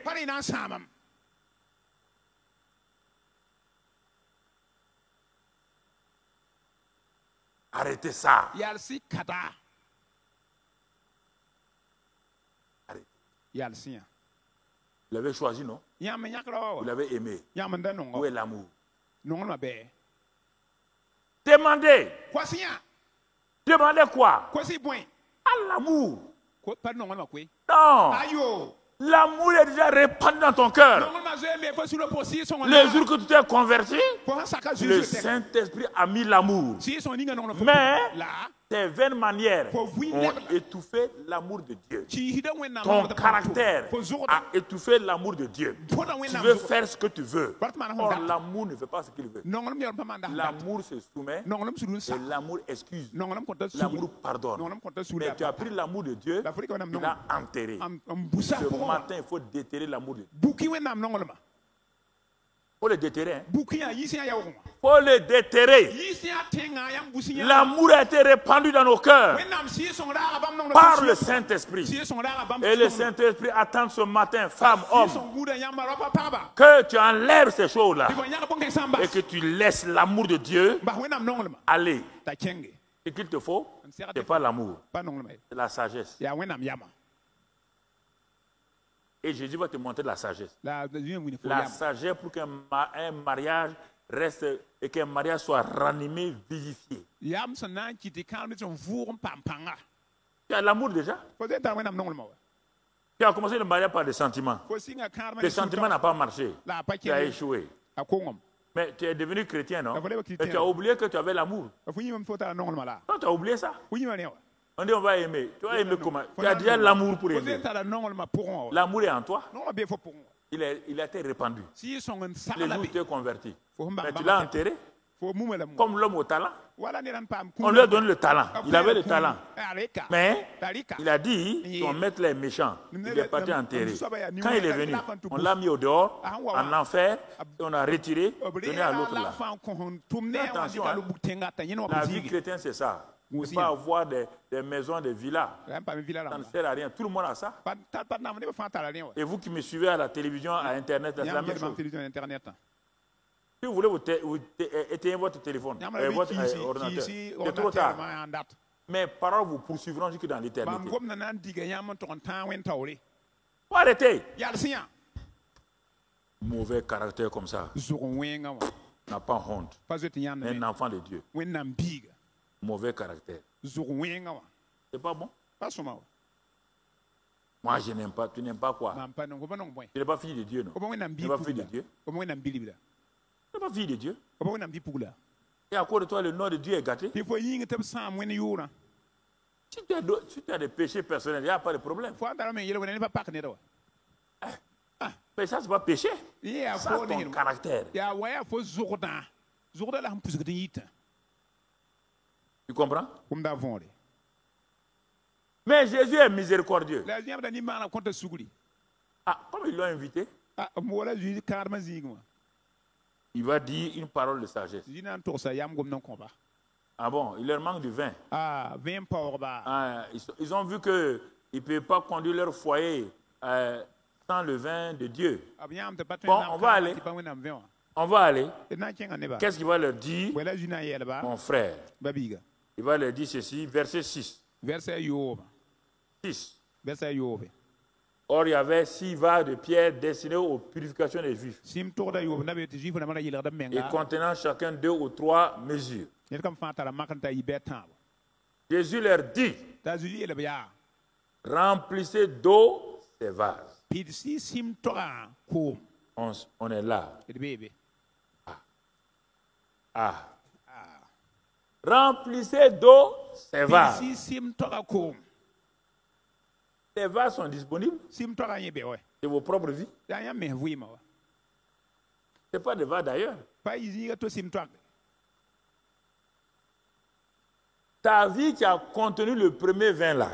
Le premier vin qui est fini là. Dieu va utiliser ton vase là pour remplir. Regardez quelque chose ici que vous n'avez pas compris. Ces vases là, on les remplissait d'eau, mais uniquement pour des ablutions. Ça ne changeait pas la vie des gens. Vous voyez encore, la tradition religieuse ne change pas les gens. C'est ce même vase-là que les gens ont utilisé pendant des années pour se purifier. Ils n'ont jamais été purifiés. C'est ce même vase-là que Jésus va utiliser. Mais il dit remplissez d'eau ces vases. C'est quelle eau maintenant? L'eau de la parole de sagesse. Parce que l'eau que les gens utilisaient là, c'est l'eau naturelle. C'est l'eau du puits de Jacob. L'eau du puits de Jacob ne peut pas changer quelqu'un. C'est l'eau de la tromperie. C'est l'eau du mensonge. C'est l'eau de la vulgarité. La femme samaritaine a dit ce puits-là, c'est le puits du patriarche Jacob. Jésus lui dit à cette femme-là, si tu continues à boire de cette eau-là, ta vie ne changera pas. Il dit, si vous remplissez ces vases pour faire la purification, vous ne changerez pas. Maintenant, je vous donne ma parole. La parole de sagesse. Remplissez d'eau ces vases. Remplissez femmes. Quelles sont les l'eau on doit remplir, c'est quoi? Tu dois remplir, Jésus dit remplissez d'eau ces vases. Madame, remplis d'eau ta vase, ton vase. Monsieur, remplis d'eau ton vase. C'est quelle parole? Marie. Premièrement, c'est quoi? Aimez vos femmes. Remplis. Aime-la comme Christ a aimé. Voilà l'eau qu'on te dit de remplir. Tu ne veux pas cette parole-là. Tu ne veux pas manifester l'amour sacrificiel. Il dit ranim. Il a dit à Paul dit à Timothée, ranim. Il y a un feu en toi, mais ranime-le. Il y a l'amour en toi. Dieu dit, prends cet amour-là pour aimer ta femme. Quel amour? L'amour sacrificiel. Il dit aux hommes, remplissez d'eau. Ça dans Ephésiens 5. Et c'est complété par 1 Pierre 3,7. Honorez vos femmes. Marie. Aimez-les. Honorez-les. Pourquoi? Pour que vos prières soient exaucées, que vous soyez bien, que vous ayez la paix. Tu ne veux pas faire ça. Tu veux tout le temps l'accuser. Tu veux tout le temps la vilipender. Tu veux tout le temps l'humilier. Jeunes gens. Et vous voulez vous en sortir. Tu veux tout le temps l'humilier, la piétiner. On dit de l'aimer. Comme Christ n'a pas piétiné l'église. Si tu es là aujourd'hui, c'est pas Christ ne t'a pas piétiné. Si Christ t'avait piétiné, tu ne serais pas ici. Christ t'a honoré. Christ t'a élevé. Il a pris son propre sang. Il n'a pas pris de l'eau naturelle pour te laver. Il a versé son sang. Il a mis sa main dans ce sang-là pour te laver, te purifier, pour t'enlever tout. Et toi, tu ne peux pas prendre ça pour aimer ta femme et l'honorer. Ils discutent. En Occident, moi je m'en fous de l'Occident. Je m'en fous de l'Occident. Et nous on vient de France, on vient d'Amérique. Je m'en fous de France, Amérique.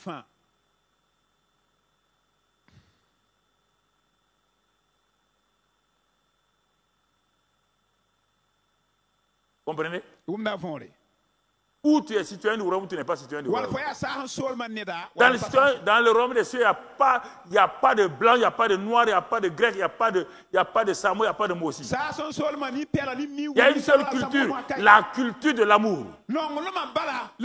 La culture du pardon. La culture de la réconciliation. La culture de l'humilité. Voilà, dans le royaume des cieux. Voici ce que Dieu nous dit ce matin. C'est ça qui transforme. C'est ça qui change. Bam! Remplis ton vase. C'est quelle eau? L'eau de la soumission. L'eau du respect du mari. Remplis ça seulement. Regardez. Il n'y a rien d'autre. Sans prière, sans prière. Rempli, rempli, rempli, rempli. Où tu as vu la prière? Rempli. La parole est quoi? Puissante, efficace. Tous ces murmures-là, toutes ces choses-là, quand tu veux la parole fait quoi? Elle tranche, elle pénètre, elle coupe, elle découpe, elle transforme, elle change, elle bouleverse, elle fait tout. C'est ça que la parole fait. Elle est tellement puissante. Quand la femme fait soumission, au bout d'un mois, elle va voir. C'est facile de se soumettre à cet homme. Mais je croyais qu'il était comme ça. Je croyais qu'il était comme ça. Pourquoi? L'homme aussi a pratiqué l'amour. D'un seul coup, ils vont se découvrir. Qu'est-ce qui a fait qu'on se bagarre? Pourquoi on se bagarre? On ne comprend pas. Hein? Non. Parce que vous n'êtes pas rempli. Il est rempli. Jésus n'a pas bougé. Il travaille la parole. Au commencement, il a travaillé la parole. Il a vu les ténèbres. Il a dit que la lumière soit. La lumière fut. Le petit aussi assis. Le fils est assis. Il envoie la parole seulement. Il envoie la parole. Les ténèbres sont en train de partir. Les ténèbres sont en train de partir. Et brusquement, il y aura quoi? Une joie. Le mariage va exploser de joie.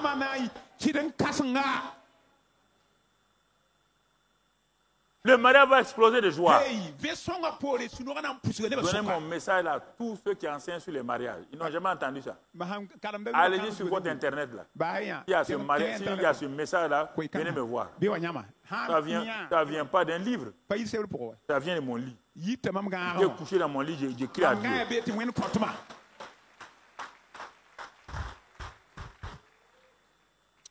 Tu entends? C'est là. Je crie à Dieu. Ils ont rempli. Si tu ne remplis pas, ce que Jésus va te demander là, l'acte de foi là, il n'y a pas de parole de sagesse. Il n'y aura pas de foi. La foi vient de ce qu'on a entendu et ce qu'on va faire. Oui ou non? Il dit maintenant puiser et aller montrer. Si on n'a pas rempli, on peut puiser. Tu n'as pas rempli ta vie de la parole de Dieu. Tu peux puiser. On va aller prier. Tu vas aller prier qui? Dieu ne t'écoute même pas. On dit celui même qui n'obéit pas à la parole de Dieu, ses prières sont une abomination. Tes prières sont des... Quand tu dis, ah Dieu, il dit, fermez le ciel.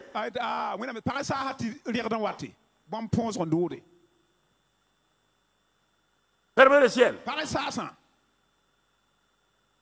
Vous êtes là, vous souffrez depuis des années, on vous donne la solution. Non, non, non. Continue. Si tu mets dans ça, tu vas en enfer directement. Quand tu n'obéis pas à Dieu, tu vas aller en enfer. Ne crois pas parce que tu es au centre ici que tu es garanti. Il n'y a aucune garantie ni pour moi ni pour toi. La seule garantie, c'est qu'on obéit à Dieu. Il n'y a pas de garantie que je suis pasteur. Hein? Il n'y a pas de garantie pour ça. Il y a les pasteurs en enfer. Pas nous flatter. Pas un prédicateur qui vient vous flatter. Hein. Remplissez, puisez. Ils ont puisé. Est-ce que ça va marcher? Ma fille, remplis ton vase. Remplis. Il ne faut pas t'asseoir. Est-ce que bon, il y a longtemps on a prié. Est-ce qu'on a dit de prier? J'ai prié pour mon mari, il ne change pas. Est-ce qu'on a dit de remplir? Est-ce qu'on a dit de prier? Le premier des miracles, c'est dans le mariage. Regarde le processus du miraculeux pour le mariage. C'est différent du processus du miraculeux pour la guérison. C'est différent. C'est pourquoi les grands hommes de Dieu, font des miracles et tout, ils divorcent. Après, on veut les justifier. Moi, je ne connais personne, mais un homme qui divorce sa femme, moi, c'est bon. Il n'a qu'à faire des miracles comme il veut. Si tu ne peux pas garder ta femme, tu vas garder qui?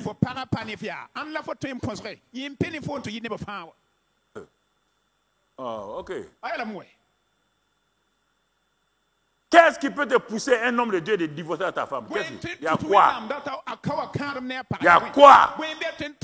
Tu as marié une diablesse, non? C'est pas une diablesse. Aime-la. Aime-la. Non, voilà. Le reste là, c'est pas fou. Qui est un goum vide à Sébrowama. Ils peuvent dire ce qu'ils veulent. Moi, je ne juge personne. Je ne juge personne. Même les païens ne divorcent pas. Mon père n'a pas divorcé avec ma mère.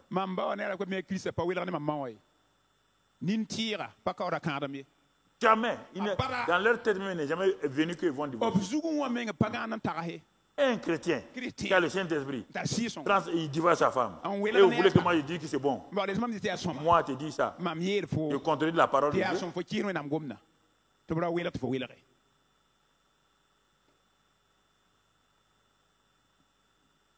Tu comprends? Tu comprends, mon frère?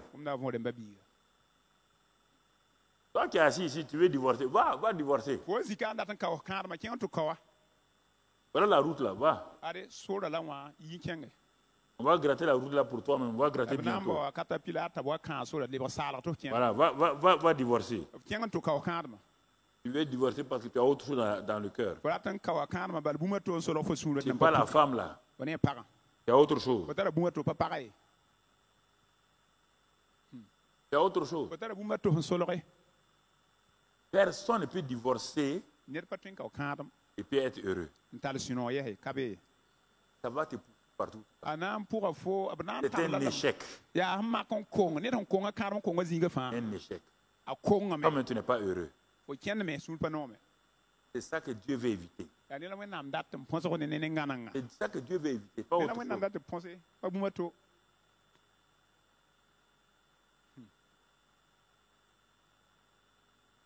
Ils ont puisé. Et ils sont allés montrer au maître de cérémonie.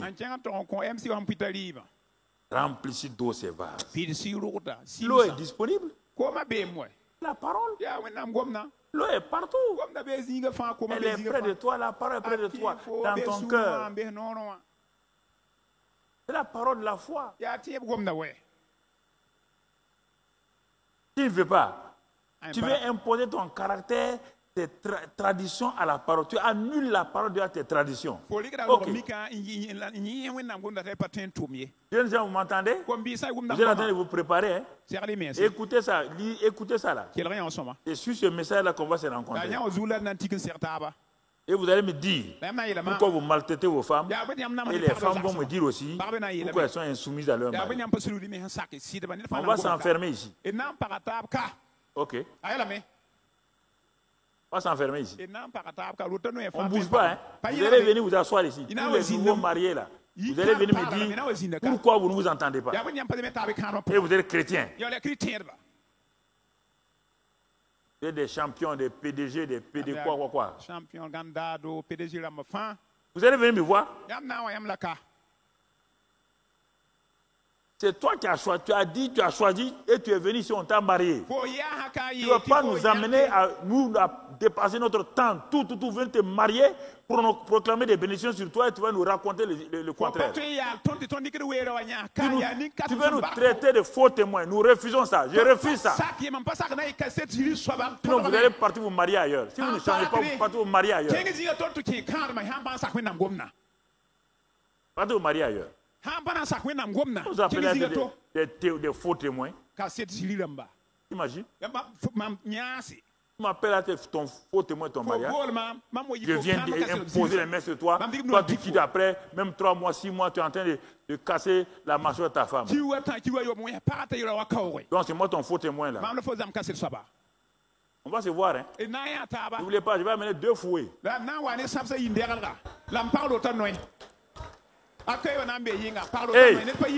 Écoutez, Jésus a fouetté les gens. Je fouette aussi. Il n'y a aucun péché dans ça. Tu ne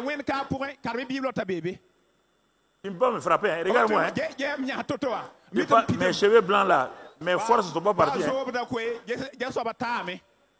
Hein. J'ai aussi ma femme avec moi. Écoutez, ma femme sera là. Écoutez, elle est ceinture noire de judo. Quand je ne peux pas, je dis prends-la.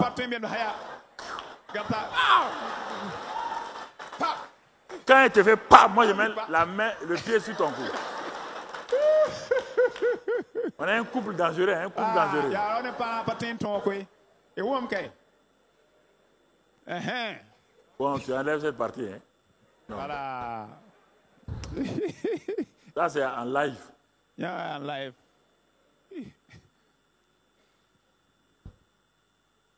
Et regardez, Hein? quelque chose qui est facile. On dit d'aimer. Non, Aime, non, elle va se soumettre. Miracle. Bombandi. Miracle. Bombandi. Mon frère. Babiga. Vous voyez là? On est arrivé au miracle. C'est le premier des miracles. Il y a bombana pipi soit balanye. Il a Le premier des miracles. Il a kahama. C'est un processus. Il y a na tiende. C'est pas automatique. Vas-y pour Pour terminer, Nambasi. regarde le tableau du mariage que je te présente maintenant. Pour terminer, on va voir le tableau du mariage.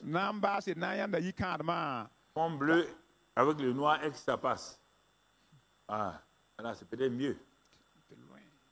Le mariage, il y a M. Le mariage commence par M. M ici, c'est la mort. Le mariage commence par la mort. Pas par des réjouissances. Le mariage commence par la mort à soi-même. Et la mort à ses intérêts personnels. Si tu n'es pas mort à toi, tu n'es pas mort à tes intérêts personnels, ton mariage n'ira pas loin. Donc ça commence par le M. Mort à soi-même. Mort à tes intérêts personnels. Pour faire quoi? Pour faire quoi? Quand tu es mort à ça, ici le grain de blé qui tombe à terre, il va se multiplier. Le mariage commence par la mort. Pourquoi? Quand tu viens, tu as des intérêts. Moi, j'ai des intérêts. Chacun veut défendre son intérêt. Ça peut marcher? Non. Le mariage, c'est la mort à ses propres intérêts. Quand on est mort à nos intérêts, le A du mariage va sortir. A, c'est quoi? C'est l'amour agapao. Quand tu es mort à toi-même, à tes intérêts, au vin moins bon là, au sentiment là, l'amour de Dieu se présente. L'amour agapao vient remplir. L'amour agapao est là maintenant. L'amour agapao. Romains 13, verset 8 à 10. Si on avait le temps de lire ça, Romains 13, verset 8 à 10. C'est dans 1 Corinthiens 13, on est trop habitué à 1 Corinthiens 13, 4 à 8 là. Mais Romains 13, verset 8 à 10 là. Qu'est-ce qu'il dit là-bas? Mon frère, il est écrit dans ce passage de Romains 13. Bon, voilà, ramenez ces pieds, on va prendre ce passage-là. Qu'est-ce qu'il est écrit? Il est dit dans ce passage, verset, ne devez rien à personne, si ce n'est de vous aimer les uns les autres. Verset 8. Car celui qui aime les autres accomplit la loi. En effet, les commandements, tu ne commettras point d'adultère, tu ne tueras point, tu ne déroberas point, tu ne convoiteras point. Et ce qu'il peut encore y avoir se résume dans cette parole: tu aimeras ton prochain comme toi-même. L'amour ne fait point du mal au prochain. L'amour est donc l'accomplissement de la loi.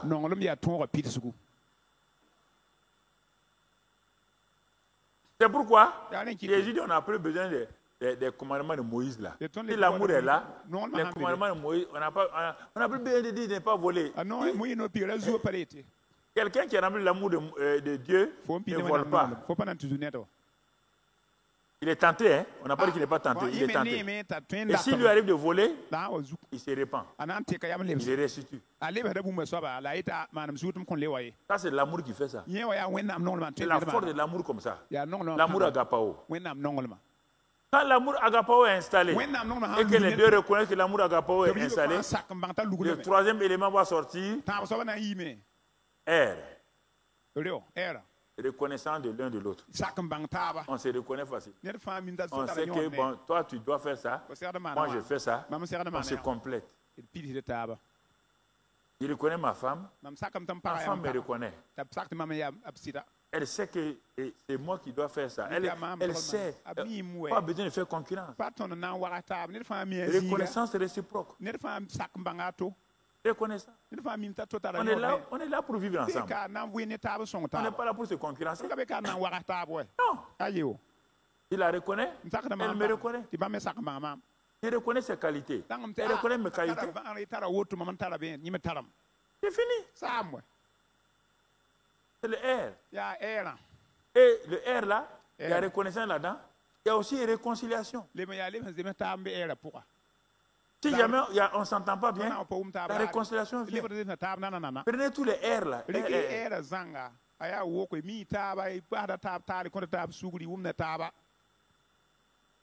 Je le vois.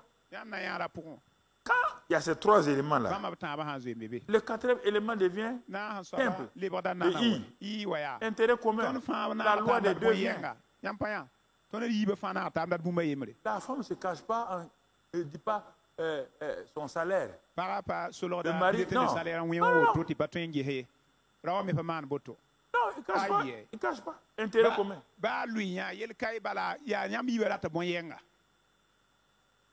Ils ouvrent un compte commun. C'est pas un problème. Puisque vous appartenez l'un à l'autre. Vous appartenez. Intérêt commun. Vous mettez les choses en commun. Les chrétiens se marient avec, comment on appelle, bien séparés. Un chrétien, tes parents ont de l'argent. Tu te maries avec ce garçon-là, bien séparé. Tu viens de condamner ton foyer. Bien séparé.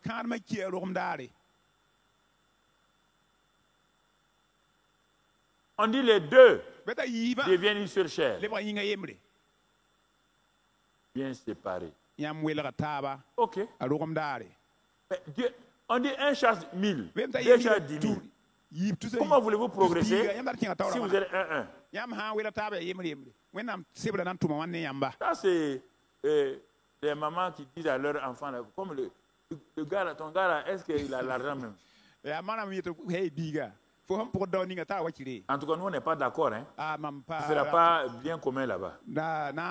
Parce qu'après, si il n'est pas gentil, il va te chasser et puis il va prendre les biens. Mon ami. Le mariage, on rentre là-dedans, c'est un risque.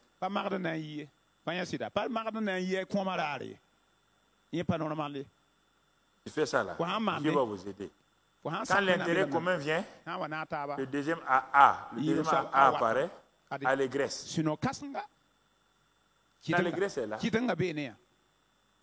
n'y a plus de concurrence. Vous êtes dans l'allégresse, la joie. Et quand il y a ça, il y a deux éléments qui vont venir maintenant. Ils dépendent de Dieu. J'ai la grâce de Dieu. La grâce de Dieu va maintenir ce foyer-là. La grâce de Dieu. Pourquoi? Vous avez décidé de mourir chacun à soi-même. Vous avez décidé de pratiquer l'amour agapao. L'amour qui excuse tout.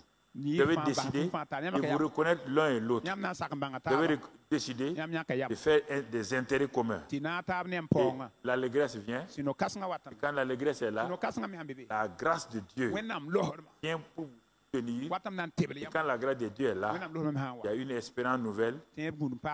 Espérance nouvelle, expérience, excellence. Il y a tout. Voici le tableau du mariage. Et vous trouvez ça.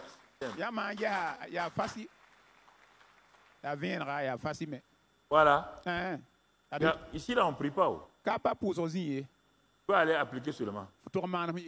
La prière ne change rien ici.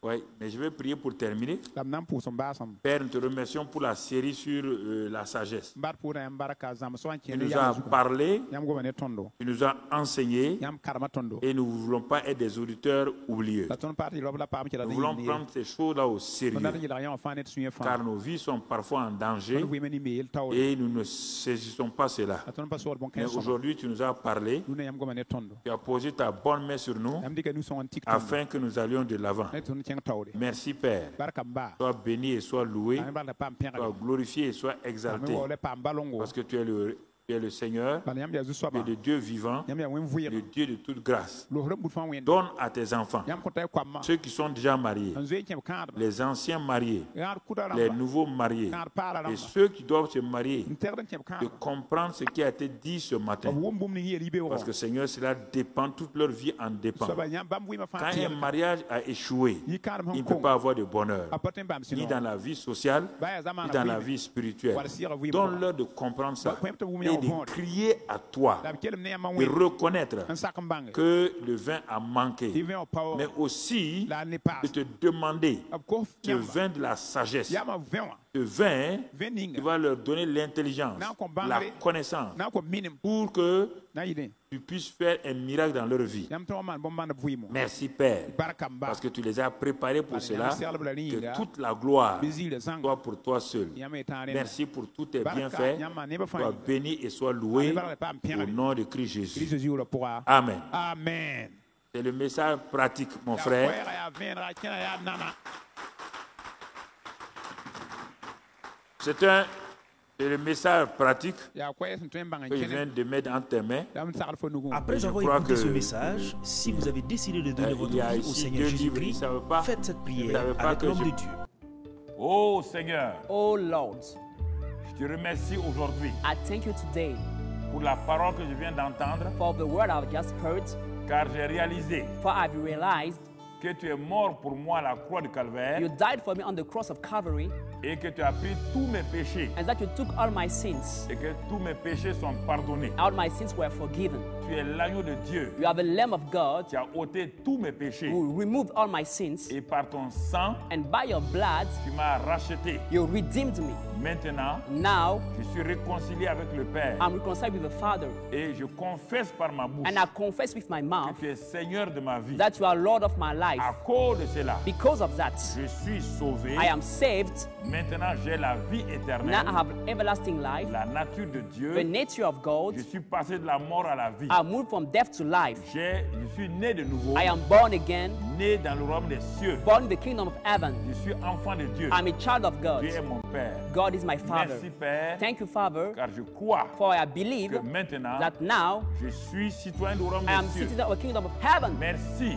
Thank pour you cette grâce for this que grace j'ai reçue de toi. that I've received from you. Au nom de Jésus. In the name of Jesus, Amen. amen. Que Dieu vous bénisse. May God bless you.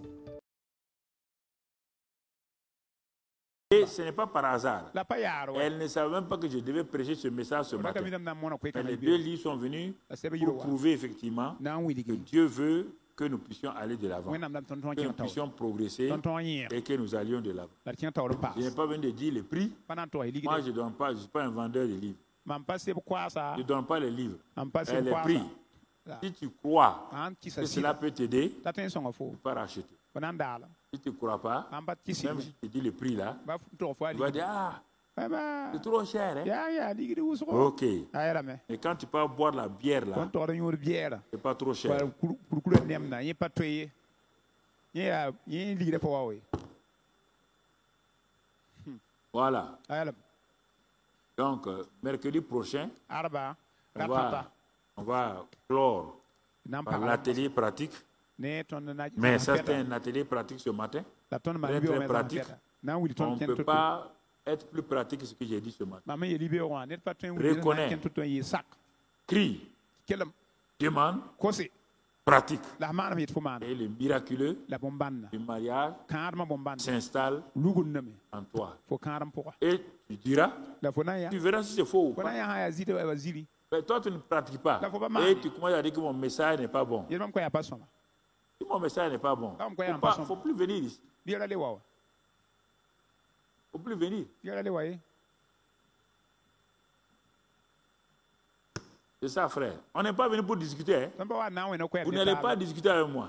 Jamais. Abara. Je suis votre enseignant. Mamia yam Tu ka. n'as pas discuté avec tes professeurs Faut pas na ile au professeur. lycée. Lycée. Je ne te permets pas de discuter avec moi. Faut pas twen wena kwem ne fa na wena kwem ne. Voilà. Voilà.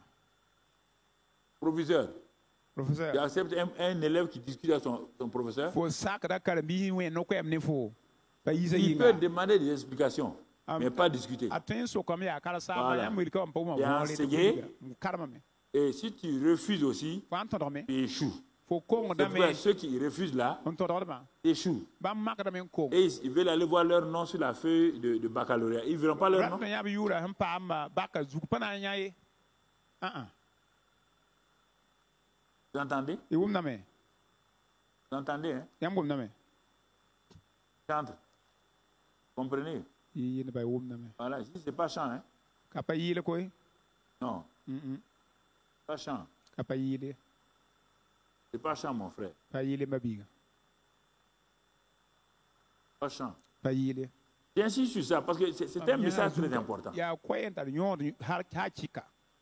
Si tu refuses ça déjà, ça montre que tu es méchant. Wili dam fo ya ni wen bala. Tu es méchant. Ya wen. Ah non, moi j'ai. Pourquoi tu t'es marié? Ya ba fo kin karam. Tu t'es marié dans un but secret. Fo solo ga me. Et comme tu n'as pas atteint ça là, Ko pa am de wa. tu ne veux pas te soumettre à la parole Pa de su Dieu. sa ko na ngom de. Ou bien tu n'as même pas compris le mariage. Wala fo ko mi karam vonre. Tu n'as pas compris le mariage. Ko vonro.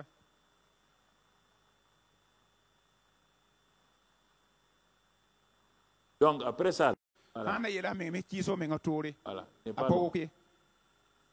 On va s'arrêter là. Ina ya haka. Je parle à tout le monde. Hein. Comme ne ba fa ko. Voilà. Pas les jeunes seulement, Akombi sabali. les anciens. Kudame. 20 ans de mariage, 40 ans de mariage. Yom pisi karam yom Je pina. parle à vous tous. Wom na yam fa. C'est ça qui va nous sauver. Ya re na fa. Ensemble, pour parler de l'avant. En parler de parler. Et réfléchissez. Tarsi ngesi. Un mariage malheureux. Vous voulez aller où avec ça? Ana kin ayene. Yizaka ne ngana. Tous les jours, c'est des pleurs. Tous les jours, le mari sort mécontent. La femme pleure. Tous les jours, tous les jours. Comment voulez-vous vivre la vie chrétienne victorieuse avec des pleurs dans votre maison? Réfléchissez. Si ce n'est pas ça, ok. S'il y a autre chose, bonne chance. Dieu te bénisse. Ta grâce soit sur toi. Amen. Amen.